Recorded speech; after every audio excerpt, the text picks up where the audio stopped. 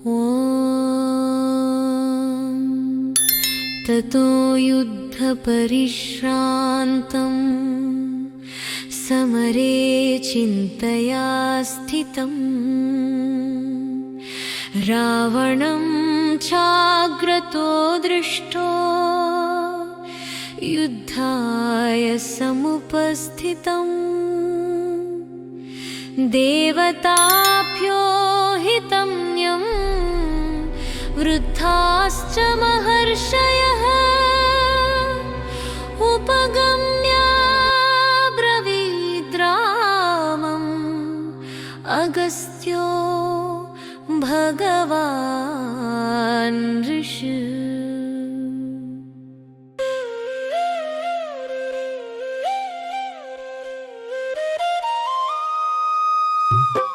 राम राम महाबाहो शृणु गुह्यं सनातनं येन सर्वानरीन् वत्स समरे विजयिष्यसि। आदित्यहृदयपुण्यं सर्वशत्रुविनाशनं जयावहं जपे नित्यम् अक्षयं परमं शुभम्। सर्वमङ्गलमाङ्गल्यं सर्वपापप्रणाशनं चिन्ताशोकप्रशमनम् आयुर्वर्धनमुत्तमम्। रश्मिमन्तं समुद्यन्तं देवासुरनमस्कृतं पूजयस्व विवस्वन्तं भास्करं भुवनेश्वरम्। सर्वदेवात्मको हेश तेजस्वी रश्मिभावनः एष देवासुरगणान् लोकान् पाति गभस्तिभिः। एष ब्रह्मा च विष्णुश्च शिवस्कन्दः प्रजापतिः महेन्द्रो धनदखालो यमः सोमो ह्यपाम्पति। पितरो वसवस्साध्या आश्विनो मरुतो मनुः वायुर्वह्नि प्रजाप्राणः ऋतुकर्ता प्रभाकरः। आदित्यः सविता सूर्यः खगः पूषा गभस्तिमान् सुवर्णसदृशो भानुर्हिरण्यरेता दिवाकरः। हरिदश्वः सहस्रार्चिः सप्तसप्तिर्मरीचिमान् तिमिरोन्मथनशम्भुः तुष्टा मारताण्डं सुमान्। हिरण्यगर्भः शिशिरतपनः भास्करो रविः अग्निगर्भोदितेः पुत्रः शङ्कः शिशिरनाशनः। व्योमनाथस्तमो भेदी ऋग्यजुस्सामपानमः घनवष्टिरपां मित्रो विन्ध्यवेति प्लवनमः। प्रप्नेशानाच्युतेशाय सूर्यायादित्यवर्चसे भास्कराय नमस्तुभ्यं सर्वलोकनमस्कृताय। नमः शङ्खाय चक्राय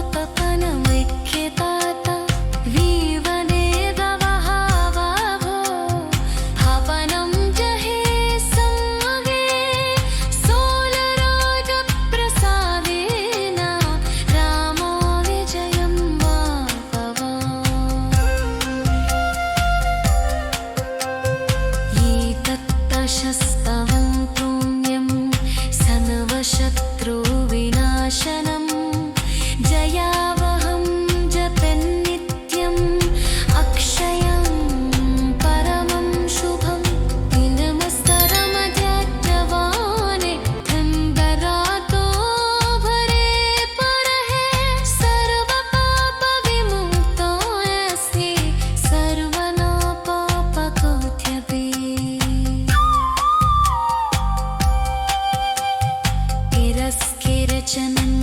तिरस्किरचननुषत्वारामः सन्तोषनामहन् विरुडुच्चन्मसस्यान्तो यथाय समुपस्थितः वायाय सूयाय मोहः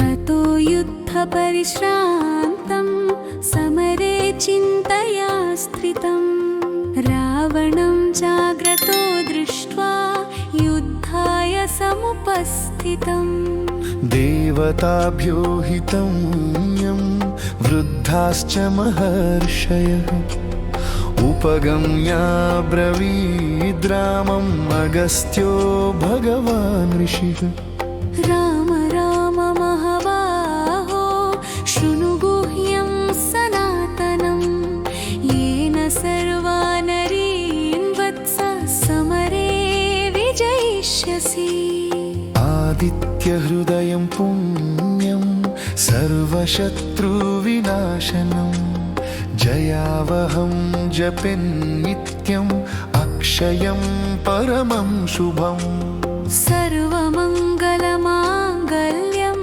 सर्वपापप्रणाशनं चिन्ताशोकप्रशमनम् आयुर्वर्धनमुत्तमम् रश्मिमन्तं समुद्यन्तं देवासुरनमस्कृतं पूजयस्व विवस्वन्तं भास्करं भुवनेश्वरम् सर्वदेवात्मको ह्येष तेजस्वी रश्मिभावनः येष देवासुरगणान् लोकान् पाति गभस्तिभिः एष ब्रह्मा च विष्णुश्च शिवस्कन्दः प्रजापति महेन्द्रो धनदः कालो यमः सोमो ह्यपाम्पतिः पितरो वसवः साध्या आश्विनो मरुतो मनुः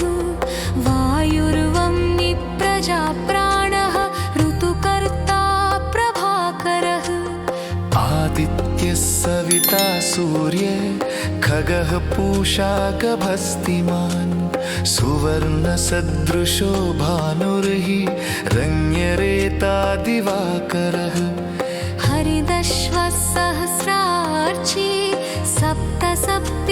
सप्तसप्तिर्मरीचिमान् तिमिरोन्मथन शम्भुः त्वष्टमाराट्ताण्डवं सुमान् हिरण्यगर्भः शिशिरः तपन भास्करो रविः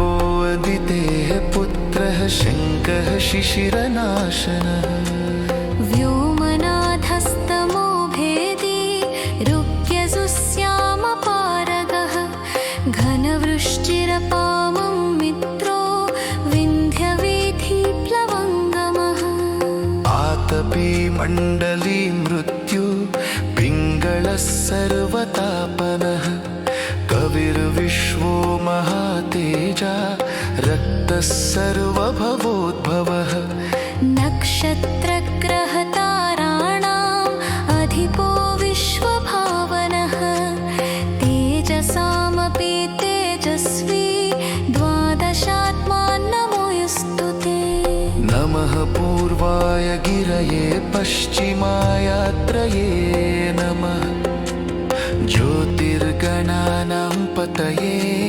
दीनाधिपतये नमः जयाय जयभद्राय हर्यश्वाय नमो नमः नमः सवित्रे आध्याय पश्चिमायात्रये नमः नमः सप्ताश्वरथायास्मे मूर्तये नमो नमः नमः तेजस्विने तस्मै भास्कराय नमो नमः ब्रह्मेशानाच्युतेशाय सूर्यायादित्यवर्चसे भास्कराय नमस्तुभ्यं सर्वलोकनमस्कृताय नमः शङ्खाय चक्राय नमः केत्वात्मने नमः नमः धर्माय धाम्ने च नमः शक्तये नमो यस्तु ते आदेवाय नमः सूर्याय आदित्याय च नित्यं नमः पश्चात्तपस्विने महातेजसे नमः भूमिति आदित्यं हृदयं जपेत् सम्यगन्वहम् सर्वपापविमुक्तोऽस्मि सर्वशत्रुविनाशनम् प्रणम्य शिरसा देवं तं सूर्यममिततेजसं जपेत् सत्यमहातेजा रामः सन्तोषमावहन् ततो युद्धपरिश्रान्तो रामो विगतकल्मष आदित्यमुपसंहक्त युद्धाय समुपस्थितः सर्वशत्रुभयार्थयितो रामः परं सन्तुष्टमो हतश्च वचनं शुद्धो धनुरापाय वीर्यः रावणं तृक्षः शानो भौरुत्यं न वीर्यवान् रावणस्य लिखियां देहा दिम्फतबनमच्छबत् येरमेव महादाहो रवरं जहि संयुगे सूर्यराजप्रसारेण रामोऽमिजोऽकमात् शेतद्दिशस्तमं पुण्यं सर्वशत्रुविनाशनम् जयावहं जपेन्नित्यम् अक्षयं परमं शुभम् इदं स्तवमभेच्छ वारित्यन अतार्को भुवि पर सर्वपापविमुक्तोऽस्मि सर्वरोगाप्रबोधिः मदस्तव जमञ्चुत्कारमः सन्तोषमावहम् नानवद्धं यशुश्रतो युद्धाय समुपस्थितहम् ॐ सूर्याय नमः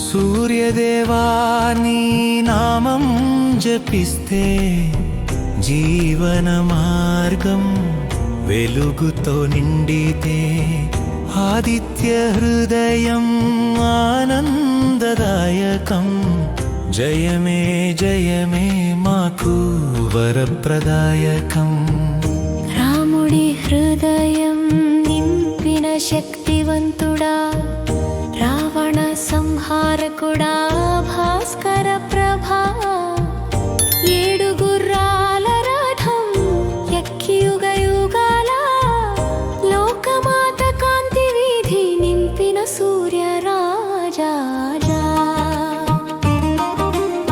ఆయురారోగ్య సంపదను ప్రసాదించే అఖిల జగముని పాలించే ప్రభు పాపములు పోయే పరమాత్మ రూపమా ప్రేమతో పూజించే వరదాయకుడా తేజోమయుడా లోక కాంతిదాయకుడా భక్తుల కోరిక తీర్చే ఆదిత్య ప్రభా హృదయమందు నీ ఉంటే భయమేముంటుంది ఆనంద మార్గం నింపే సూర్యదేవాజా వేద మంత్రమయుడా జ్ఞాన ప్రకాశుడా సృష్టి స్థితి లయమంతా నీలోనే కలుగునా నక్షత్ర గ్రహాధిపతి లోకనాయకుడా భక్తుల రక్షకుడా సత్య స్వరూపుడా ఉదయించే సూర్యుడా ఆశల దీపుడా హృదయంలో వెలుగించే జ్ఞానానందుడా చీకటి తొలగించే దివ్య తేజస్వి చిరంజీవి ప్రసన్నమూర్తి దినకరుడాయా రశ్ముల వర్షం కురిపించే కరుణామూర్తి సప్తలోకాల వెలుగును ప్రసరింపజేసే వర్ధని శత్రువులను జయింపజేసే శక్తి స్వరూపి అనుగ్రహించి నడిపించే బృహత్సలుడాడా ఓం సూర్యాయ నమః జపింతుము మనసారా ఓం ఆదిత్యాయ నమః పాడింతుము భక్తిగా ఓం భాస్కరాయ నమః నడిపించుము జీవితం రవయే నమః రక్షించుము శాశ్వతం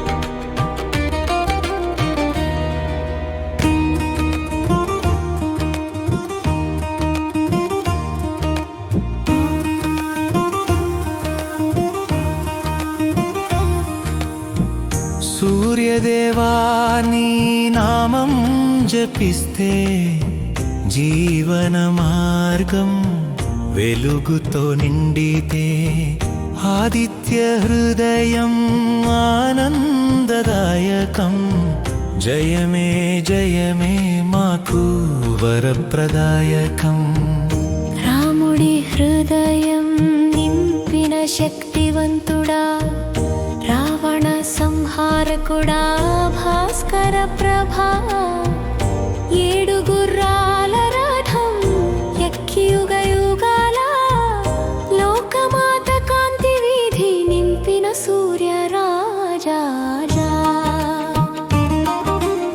ఆయురారోగ్య సంపదను ప్రసాదించే అఖిల జగముని పాలించే ప్రభు పాపములు పోయే పరమాత్మ రూపమా ప్రేమతో పూజించే వరదాయకుడా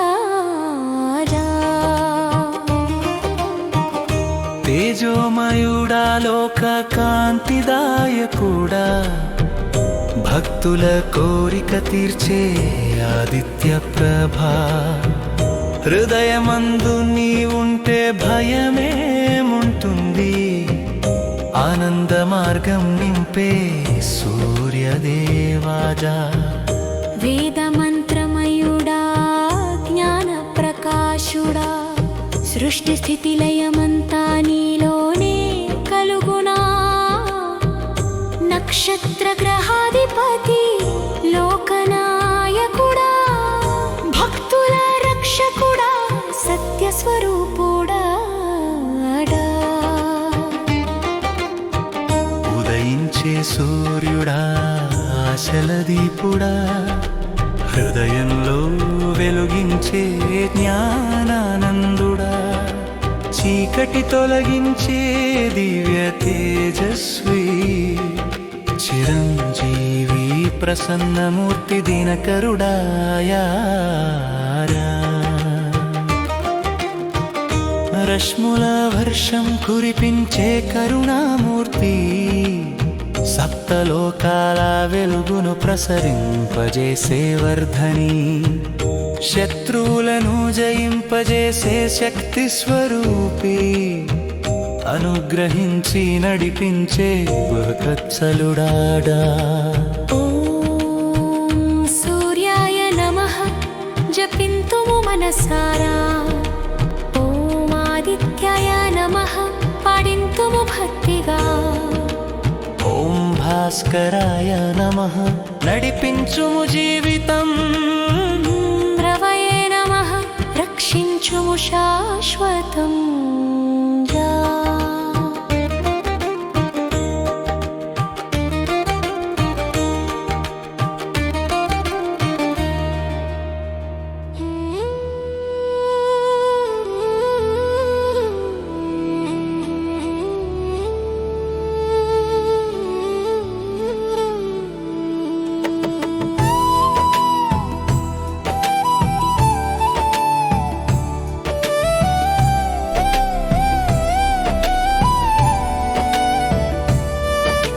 సూర్యదేవా నీ నామం జపిస్తే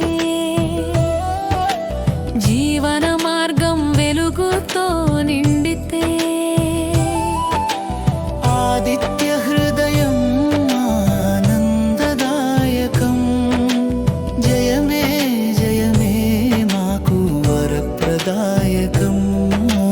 రాముడి హృదయం నింపిన శక్తివంతుడా, రావణ సంహారకుడా భాస్కర ప్రభా.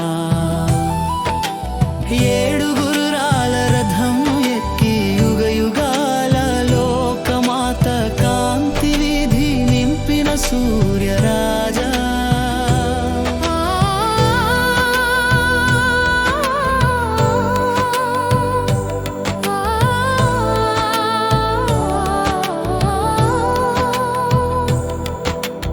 ఆయురారోగ్య సంపదను ప్రసాదించే,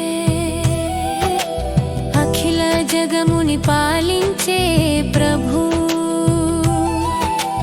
పాపములు పోయే పరమాత్మ రూపమా, ప్రేమతో పూజించే వరదాయకుడా. తేజోమయుడా లోక కాంతిదాయకుడా, భక్తుల కోరిక తీర్చే ఆదిత్య ప్రభా. హృదయమందు నీవుంటే భయమేముంటుంది, ఆనంద మార్గం నింపే సూర్యదేవాడా.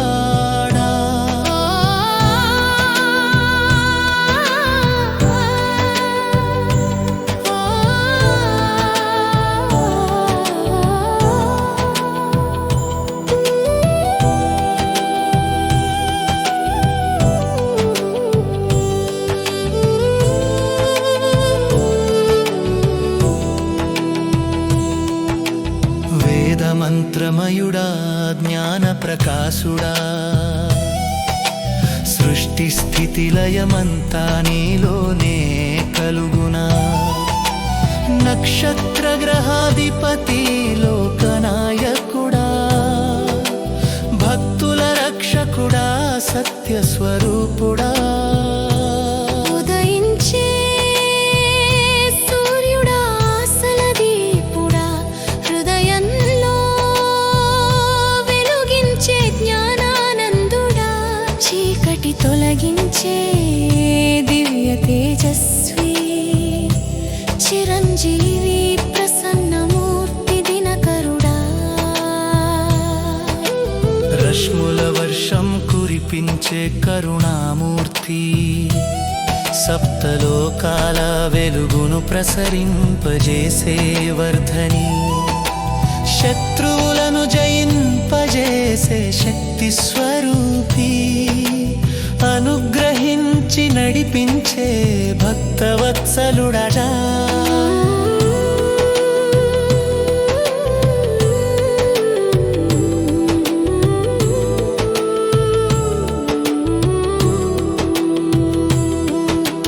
ముగింపు మంత్రభాగం. ఓం సూర్యాయ నమః జపింతుము మనసారా. ఓం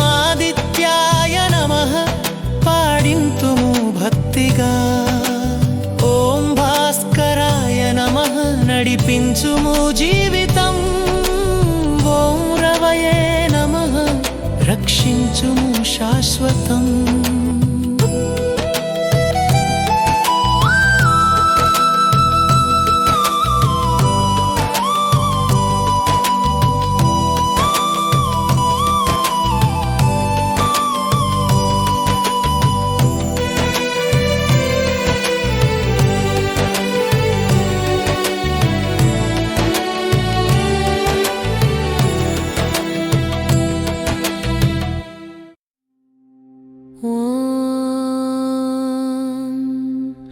ततो युद्धपरिश्रान्तं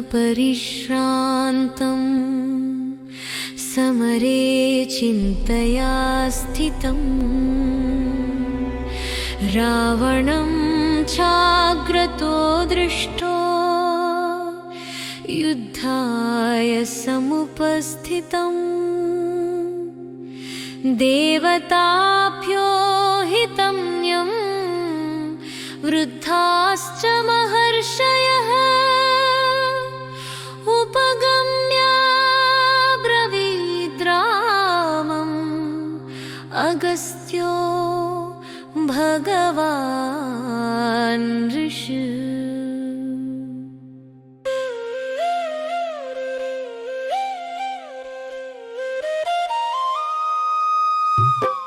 राम राम महाबाहो शृणु गुह्यं सनातनं येन सर्वानरीन् वत्स समरे विजयिष्यसि.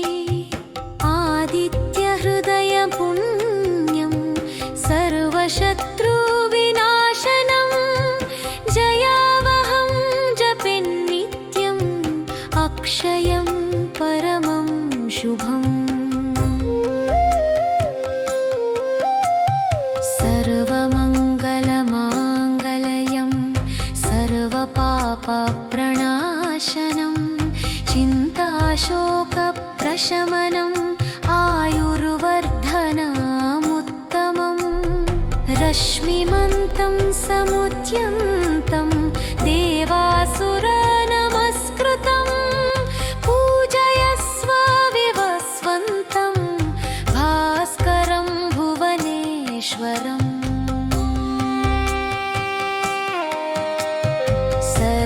सर्वदेवात्मको हेश तेजस्वी रश्मिभावनः एष देवासुरगणान् लोकान् पाति गभस्तिभिः. एष ब्रह्मा च विष्णुश्च शिवस्कन्दः प्रजापतिः महेन्द्रो धनदखालो यमः सोमो ह्यपाम्पति. पितरो वसवः साध्या आश्विनो मरुतो मनुः वायुर्वह्नि प्रजाप्राणः ऋतुकर्ता प्रभाकरः. आदित्यः सविता सूर्यः खगः पूषा गभस्तिमान् सुवर्णसदृशो भानुर्हिरण्यरेता दिवाकरः. हरिदश्वः सहस्रार्चिः सप्तसप्तिर्मरीचिमान् तिमिरोन्मथनशम्भुः कुष्टा मारताण्डं सुमान्. हिरण्यगर्भः शिशिर तपन भास्करो रविः अग्निगर्भोदितेः पुत्र शङ्कः शिशिरनाशनः. व्योमनाथस्तमो भेदी ऋग्यजुस्सामपान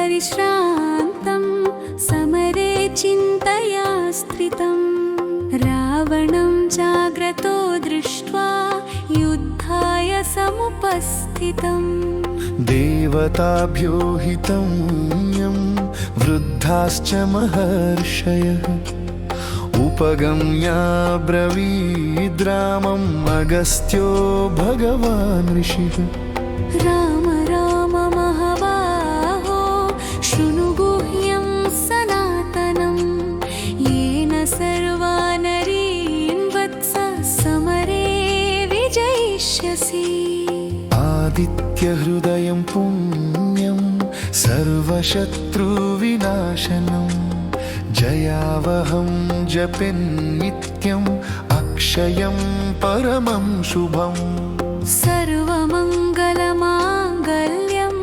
सर्वपापप्रणाशनं चिन्ताशोकप्रशमनम् आयुर्वर्धनमुत्तमम् रश्मिमन्तं समुद्यन्तं देवासुरनमस्कृतं पूजयस्व विवस्वन्तं भास्करं भुवनेश्वरम् सर्वदेवात्मको ह्येष तेजस्वी रश्मिभावनः येष देवासुरगणान् लोकान् पाति गभस्तिथिः एष ब्रह्मा च विष्णुश्च शिवस्कन्दः प्रजापति महेन्द्रो धनदः कालो यमः सोमो ह्यपाम्पतिः पितरो वसवः साध्या आश्विनो मरुतो मनुः वायुर्वह्नि प्रजाप्राणः ऋतुकर्ता प्रभाकरः आदित्यः सविता सूर्ये खगः पूषा गभस्तिमान् सुवर्णसदृशो भानुर्हि रण्यरेता दिवाकरः हरिदश्वः सहस्रार्ची सप्तसप्तिर्मरीचिमान् तिमिरोन्मथन शम्भुः त्वष्टमारार्ताण्डवं सुमान् हिरण्यगर्भः शिशिरः तपन भास्करो रविः अग्निगर्भोऽदितेः पुत्रः शङ्कः शिशिरनाशनः व्योमनाथस्तमो भेदी रुक्यजुस्यामपारगः घनवृष्टिरपामं मित्रो विन्ध्यवीथिप्लवङ्गमः आतपे मण्डली मृत्यु पिङ्गळः सर्वतापनः कविर्विश्वो महातेजा रक्तः सर्वभवोद्भवः नक्षत्रग्रहताराणाम् अधिपो विश्वभावनः तेजसामपि तेजस्वी द्वादशात्मान्नमोऽस्तु ते नमः पूर्वाय गिरये पश्चिमायात्रये नमः ज्योतिर्गणानां पतये दीनाधिपतये नमः जयाय जयभद्राय हर्यश्वाय नमो नमः नमः सवित्रे आध्याय पश्चिमायात्रये नमः नमः सप्ताश्वरथायास्मे मूर्तये नमो नमः नमः तेजस्विने तस्मै भास्कराय नमो नमः ब्रह्मेशानाच्युतेशाय सूर्यायादित्यवर्चसे भास्कराय नमस्तुभ्यं सर्वलोकनमस्कृताय नमः शङ्खाय चक्राय नमः केत्वात्मने नमः नमः धर्माय धाम्ने च नमः शक्तये नमो यस्तु ते आदेवाय नमः सूर्याय आदित्याय च नित्यं नमः पश्चात्तपस्विने महातेजसे नमः भूमिति आदित्यं हृदयं जपेत् सम्यक् शरण्यकन्वहम् सर्वपापविमुक्तोऽस्मि सर्वशत्रुविनाशनम् प्रणम्य शिरसा देवं तं सूर्यममिततेजसं जपेत् सत्यमहातेजा रामः सन्तोषमावहन् ततो युद्धपरिश्रान्तो रामो विगतकल्मष आदित्यमुपसंहक्तयुक्ताय समुपस्थितः सर्वशत्रुधयाथयितो रामः परं सन्तुष्टमो हतश्च वचनं शुद्धो फनुरावायवीर्यः रावणं तृक्षहशानो भौरुत्यं न वीर्यवान् रावणस्य लिखियां देहा दिम्फतबनमच्छबत् येरमेव महादाहो रवरं जहि संयुगे सूर्यराजप्रसादेन रामोऽमिजोऽकमात् शेतद्दिशस्तमं पुण्यं सर्वशत्रुविनाशनम् जयावहं जपेन्नित्यम् अक्षयं परमं शुभम् इदं स्तवमभीच्च वारिज्यन अतार्को भुवि परात् सर्वपापविमुक्तोऽस्मि सर्वरोगाप्रबोधिः पदस्तव जमन् शुक्कारमः सन्तोषमावहम् नानवद्धं यशुश्रतो युद्धाय समुपस्थितः सूर्याय नमः